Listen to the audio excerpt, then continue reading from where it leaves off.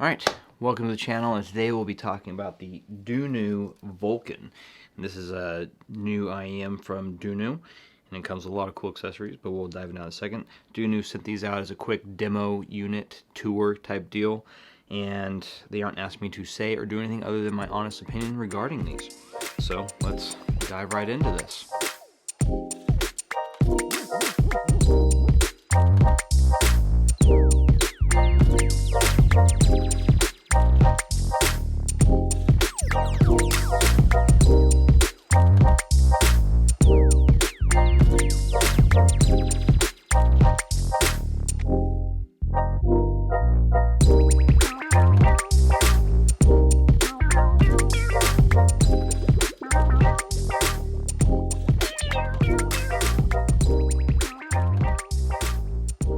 Diving right into the build of these IEMs, the cable it comes with is one of their better cables. Actually, it's a fantastic cable, really like it.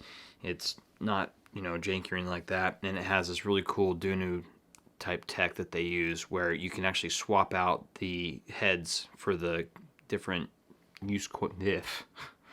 so you can use different heads to swap out for different use cases or like amps, what have you. So it comes with a 2.5 millimeter balanced, a 3.5 single-ended, and a 4.4 millimeter Pentacon, which is fantastic. So going into the build beyond the cable is fantastic. It's really lovely, but the actual IEM itself is rather nice. It's got this really beautiful Damascus steel look to it, and they're on a little bit on the thicker side, a little bit on the thick girl side, but they feel it comfortably in the ear. No big major issues there. Just go right on, slide in, and they fit in pretty good. They stick out a little bit right here on the front end. I don't know if you can kind of see it here, but they do stick out a little bit right there, but nothing horrible. They're comfortable. I've worn them for a while. I've had them for just a couple days now. I only have these for a couple days as well for this demo, so I'm going to be sending them off to the next person here shortly. But build quality, like I said, comfortable. I'm actually pretty impressed with the comfort of these. For me anyways, no big deal. I've been able to wear them for at least a couple hours over the past couple days listening. It has a nice little ear hook on the cable itself, the shrink wrap on there to kind of keep it in line with your ear for putting it on, what have you. The overall build, it has a nice almost Damascus steel plate on the front here, and then it feels like aluminum on the main portion of it. The beautifully done, has a little port there for kind of pressure, keeping pressure out, I believe is how that works. I'm not the biggest IEM guy, so take that with a grain of salt. I'm not sure, correct me if I'm incorrect. Let's see, other than that, the build quality is just solid, just a really nice IEM. The accessories, the case it comes with a ton of tips for the IEMs. It comes with, like I said, the different adapters for the different amp you're using or outputs you're using, inputs you're using. The other things it comes with are, a nice cloth to wipe it down. It has a little brush there to wipe and clean out the screen for the tips if you get dirt, earwax, what have you in there. Grossness. But anyhow, going into the actual sound of these, I was rather impressed. Well, first off, right off the bat, the first thing I noticed was there was this really harsh, S's and T's sound coming off, especially female vocals, but it slowly went away over time. So that's either brain burn-in or actual driver burn-in, because these were brand new when I got them. I had to take them out of the wrap. I'm the first one to get this set specifically, and but over time, and it did mellow out and it wasn't as harsh as that initial listen. So take that for what it is. It could be literal driver burn-in to my brain burning into the sound signature. It didn't completely go away with my time with it.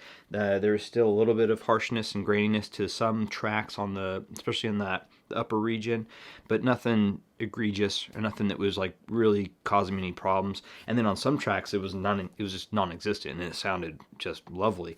But I would say the biggest strong point for this is that it just has this really nice low end. The low end is really just punchy and fun and engaging and easy to get along with.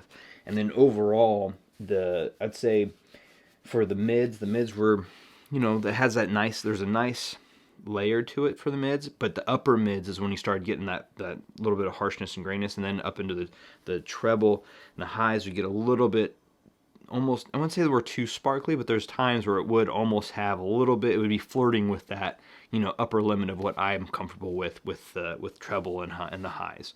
So, but it's not, honestly, it's a fantastic IEM for what you're getting. It looks fantastic, sounds really, really good, but there is some little naggles there, like I said, with the highs, upper mids and highs that for me were a little bit on the, depending on the track, and since I listen to like everything under the sun when it comes to music, and it's usually on random, so it jumps from track to track.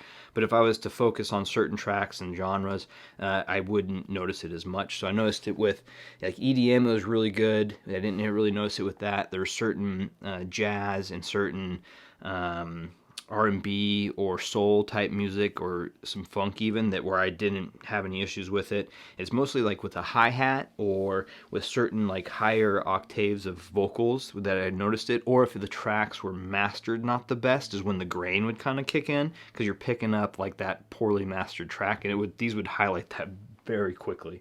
So just be aware of that. But all the stuff that was mastered really well, or had, even some tracks that I felt were, on some of my other stuff can be pushing that sibilance, or maybe pushing, these actually handled it really well because they were mastered so well, the tracks were.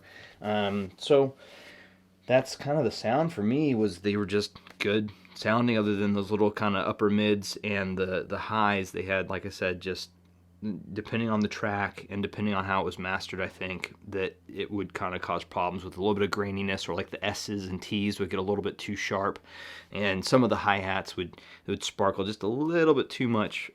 It'd flirt with my preference levels of how I like those sounds. But overall, really good sounding IEMs.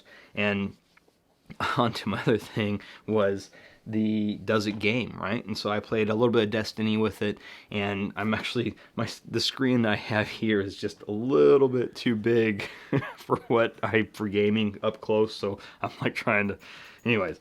But for gaming, they sounded actually really good. I was really impressed with the gaming functionality of these. Like, I was able to pick up stuff really easily, and then with that low end being as good as it is, it actually helped with the engagement as well. I wouldn't say you'd be using these for like, professional or like, competitive stuff, but that being said, the treble and the highs and the upper mids allowed for me to actually pick up a lot of like that footprints, that kind of stuff, footsteps, and it was enjoyable. It was a fun listen with these.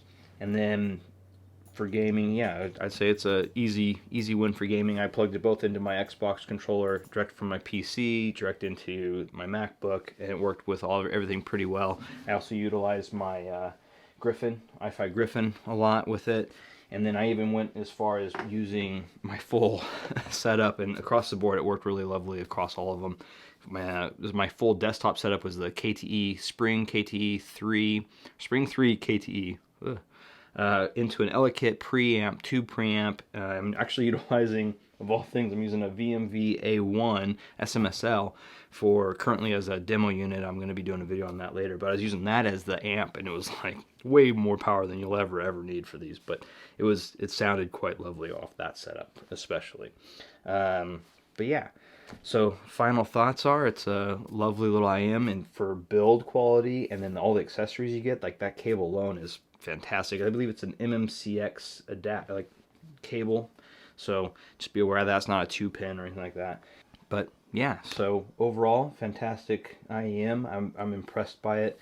I did have a couple naggles, but nothing. Those are probably more preference than anything else. And I did notice that it did slowly get better over time. So maybe as more time was used with these, or maybe there's a burn-in with the drivers or what have you, maybe it'll get, some of those things would kind of smooth out and not be an issue. But yeah, I think at the end of the day, these are pretty great. I can definitely recommend them, especially for all the stuff that you get with them.